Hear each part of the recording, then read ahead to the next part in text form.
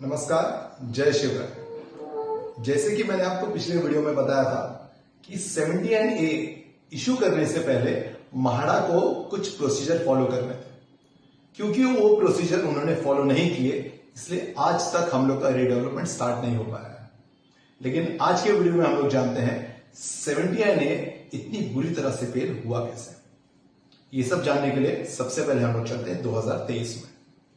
2023 में जब सबसे पहले ये 79A नोटिस लैंडलॉर्ड के पास पहुंचे तो उन्होंने इसको चैलेंज करने का फैसला किया। उनका अधिकार है, उन्होंने चैलेंज किया।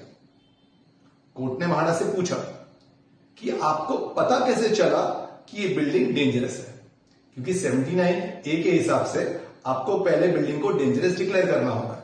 तो आपको तो समझ में आया होगा कि बिल्डिंग डेंजरस है, तब आपने जाके 79A नोटिस दिया होगा।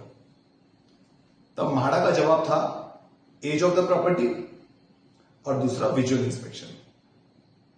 कोर्ट ने फटकार लगाई। कोर्ट ने कहा विजुअल इंस्पेक्शन और एज ऑफ द प्रॉपर्टी कोई क्राइटेरिया नहीं किसी बिल्डिंग को डेंजरस डिक्लेयर करने के लिए। यह सबसे पहली बार था जब कोर्ट ने म्हाडा को फटकार लगाई। इसके बाद म्हाडा को अपनी गलती समझ में आई। उन्होंने अपना स्ट्रक्चर ऑडिट करना स्टार्ट कर दिया। आपको यह मैं बता दूं कि जब ये स्ट्रक्चर ऑडिट हो रहा है तो ये 79A नोटिस अब भी बिल्डिंग में वैसे ही है। 79(1)(a) का टाइम निकलता जा रहा है।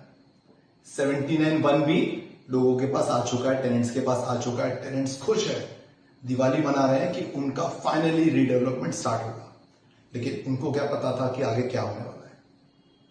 म्हाडा ने स्ट्रक्चर ऑडिट स्टार्ट किया, रिपोर्ट आने की शुरुआत हो गई। कुछ बिल्डिंग को C1, कुछ बिल्डिंग को C2 है, कुछ बिल्डिंग्स को C2B। C1 आने वाले खुश, क्योंकि उनको पता था तो अब तो रीडेवलपमेंट रुक ही नहीं सकता। फिर से मामला कोर्ट में गया। प्रोसीजर तो फॉलो हुआ ही नहीं।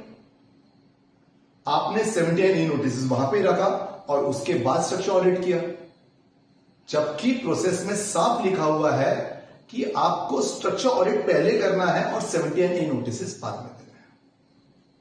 म्हाडा को अभी भी समझ में नहीं आ रहा है। म्हाडा इज एडमेंट, नहीं सब हो जाएगा, सब कर लेंगे। फाइनली हाईकोर्ट के जजेस ये फैसला लेते हैं कि म्हाडा तो कंपनी अथॉरिटी नहीं है इस बिल्डिंग को डेंजरस डिक्लेयर करने के लिए। अब वो कंपनी अथॉरिटी है या नहीं है वो एक दूसरा विषय, अभी वो मामला सुप्रीम कोर्ट में चल रहा है। लेकिन अगर कल म्हाडा कंपनी अथॉरिटी डिक्लेयर हो जाती है तो क्या हम लोग का रिडेवलपमेंट स्टार्ट हो जाएगा? बिल्कुल नहीं होगा। प्रोसीजर लैप्सेस तो है ही। आखिर में जाके आज म्हाडा को समझ में तो आ गया कि कुछ गलती हुआ है। 2025 में आके उन्होंने उस नोटिस को रिवोक तो कर लिए। लेकिन 2023 में जब सबसे पहले कोर्ट ने फटकार लगा दी, अगर वो खुद को कंपनी अथॉरिटी डिक्लेयर करते, स्ट्रक्चर ऑडिट करते, 3 महीने का टाइम पीरियड दिया जाता लैंडलॉर्ड्स को और फिर जाके 79A नोटिस लगाते, तो आज 110% जितनी बिल्डिंग्स आज रुकी हुई है रीडेवलपमेंट के लिए, सबका रीडेवलपमेंट स्टार्ट हो जाता। लेकिन एक प्रोसेस के बाद दूसरा प्रोसेस फेल, दूसरा प्रोसेस के बाद तीसरा प्रोसेस फेल। ये फेलियर की वजह से पूरा का पूरा 79A आज फेल हो गया।